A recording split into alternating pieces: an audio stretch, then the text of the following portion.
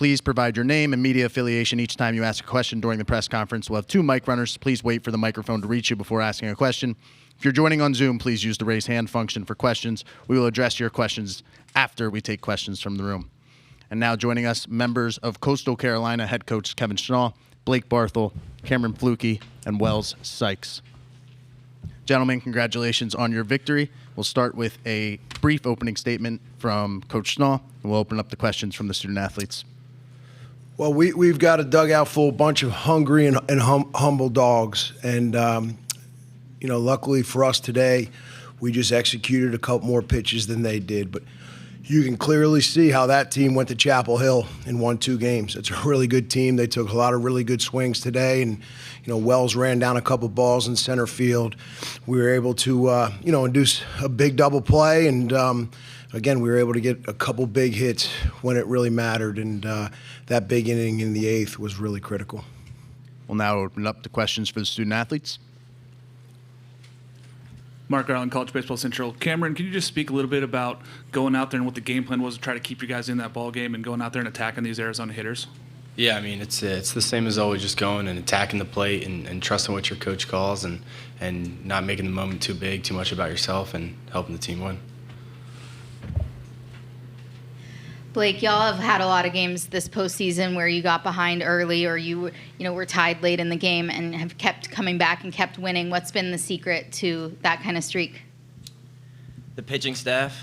I mean, when they give up less than 5 runs a game, we can breathe and just relax in the box, and eventually the runs will come. Kevin, going into Sunday, I'm assuming that player, my bad. Hey, Blake, just talk about your game a little bit and blowing that open there in the 8th inning and just your approach after that moment. Sorry, I just came in. Yeah. Got to a 3-1 count and was just trying to relax and stay back. I started pretty early and see a pitch down the middle, and that's where I got 3-1, and I was able to smack it. Noah Bieniek of 11.7. Wells, question for you. The bottom of the order had a heck of a day today, going 8 for 16, 6, 7, 8, 9. 24-game win streak. Obviously, top to bottom, the lineup is very good. The 7th inning or later, 394 batting average as a team with an 1165 OPS. Do you attribute that to more good coaching, good scouting, or is that approach at the plate and mentality? Yeah, I mean, it goes into preparation from our coaches, but I think it's just the mentality that we have in the dugout. I think, like Blake was saying, and we can trust our pitchers to keep us close in the ball game. We can relax and we can trust the process. And I don't think any of our lineup guys are getting nervous or feeling too much under pressure. We're just going up there with the same plan and same consistency, and just attacking the plan. Aaron Fitt, D1 Baseball. Wells, you've had a knack for some big hits in this run, and I think that's something like 5 multi-hit games in your last 8. It seems like you're dialed right now, and I'm curious, what's been the key for you to kind of be playing your best baseball this time of the year? Yeah, I mean, this is probably my last year. This is my last year of college eligibility, and I'm giving it everything I got for this team, and I got, a ton of respect for my teammates and my coaches, and I think, the big crowds and the loud environments are helping. I think, not just me, but my teammates were locked in, and, we're on a crazy win streak. We're really consistent, so I think that's helped everybody, not just me. Jake McKeever, College Baseball Central. Cameron, a bunch of us in media were a little bit surprised that you pitched today. Was there a point that Coach told you were going to get in the game, or were you surprised at all? Yeah, going in, I knew I was coming out of the pen after Eichhoff, and it was just about helping the team win, keeping us in the game, or closing the game, whatever I needed to do to help the team win. This question is for all 3 you guys, or 2 of y'all can answer it. Now that you guys have won this game, you're somewhat in the driver's seat going into Sunday's winners bracket game.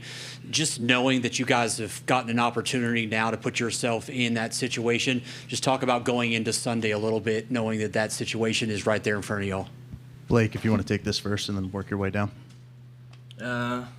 Yeah, I mean, first game win is huge. Kind of brings pressure off the shoulders a little bit, but we got a game plan, and we're going to stick to it. I think it's just I think we're just going to go into it like we do every other game and have an off day tomorrow and get after it on Sunday. Yeah, I mean, I'm with Blake and Cam. You know, our consistency is shown, and we're just going to attack the plan every day. Any more questions for the student athletes? Guys, thank you for joining us. Thank you.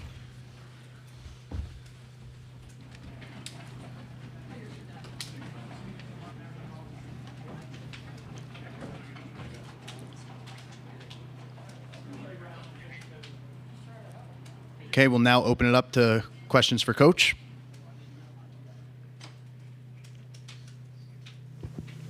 Aaron Fitt again, Coach. Wells down there in the 9-hole. It does feel like he's kind of been that silent assassin a little bit for you guys, right? I mean, just maybe overlooked by some of the bigger name guys here, but he's been clutch for you during this run, and I'm curious if you could kind of comment on what has made him so successful, and what you saw from him when you recruited him this year, and what he's delivered for you. Basically, besides Caden Bodine, he's the only guy in our lineup that was a Division I 300 hitter before coming into this year. He hit 300 last year at the Citadel. This guy's he's got guts. He's great under tension and stress. He lives for those moments, and you nailed it. I mean, he's had some massive hits this postseason, starting the conference tournament. But I'm really proud of him because he's really worked hard and he's really bought into the Coastal way day one. Noah Bieniek, 11.7 Coach. I'm just curious on the strategy of going Eickhoff to start the game and then Flukie coming in after him. I asked Coach Hale what was working for the two of them, and he really complimented Eickhoff on the sink that he had on his fastball and the curveball going into the lefties. Well, the strategy was Cameron Flukie's as good as a right-handed pitcher as there is in the entire country. And to have Eickhoff lead it off, and he's more of a sinker-slider guy, and Flukie's more of a ride guy, gives you two different looks, and ultimately worked out today. Kevin, you were here with the 2016 team that won the title on the staff, but how is it different this time being the head man and it being your second trip? Well, the processes are the same. Responsibilities are a little bit different. Got to talk behind the mic more. Sometimes I like to just be in the weeds and look at scouting reports and go out the back door and not have to talk to anybody. So that is a little bit of an adjustment. But like I say all the time, you're only as good as the people you surround yourself with. We were absolutely able to hire one of the premier staffs in the entire country, and they make me look really good. Andrew Idell, College Baseball Central. Coach, Dean hasn't gotten an at-bats before the Fairfield game since April 27th. Talk about how he slotted into this lineup and his at-bats today.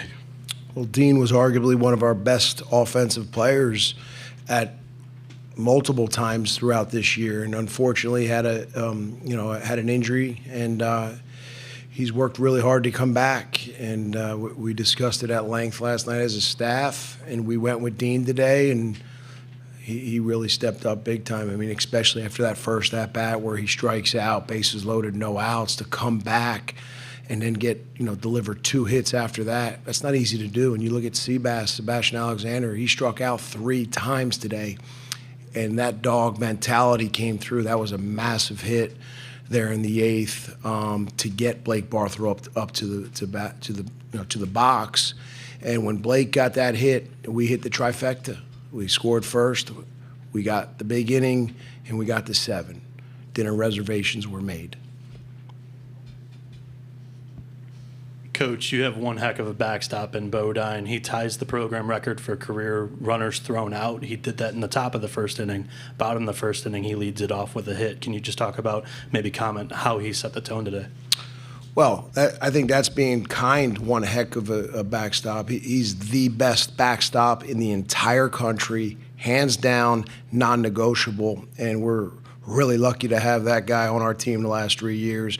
And like I've said since January, I'm just upset it's only got one more year to watch it. And now I look at it, we only have a couple more weeks to watch it.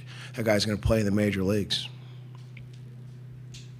Hey, Coach. Peter Burnett from the Council Bluffs Nonpareil. My question was actually going to be about Sebastian and that hit, having struck out the 3 times before. But what did you just kind of see in terms of your team's composure? All those hits in the 8th inning came with 2 outs. And what did you see from him in just being able to approach and get that hit there? Well, he had 3 strikeouts. And to their pitcher's credit, they have good stuff.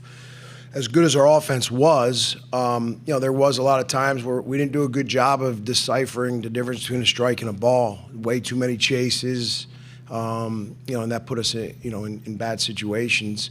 He had 3 strikeouts today, but he just has that mentality. He's that kind of kid where he's just going to rise up to those moments. And again, we were up, but that hit was really big. And then obviously Blake's double to get us that big inning.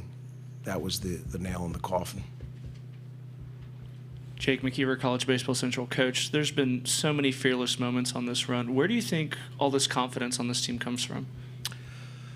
It's a good question. If I had that answer, I'd be a multi-billionaire. I don't know. At the end of the day, we just try to attack our one-day plan. We keep our head down. We stay humble. We stay very hungry. And our attention to detail. We feel like our attention to detail is what separates us day in and day out. Yeah, Kevin, you've had one of the best pitching staffs in the country for the entire season. What's been the key of developing this pitching staff, especially since it's mostly guys that have been in your program for a couple of years? Well, listen, our pitchers are executing the pitches, but I'd be remiss if I didn't comment on our pitching coach, Matt Williams. I mean, he's an elite. There's a lot of people out there that are coaches.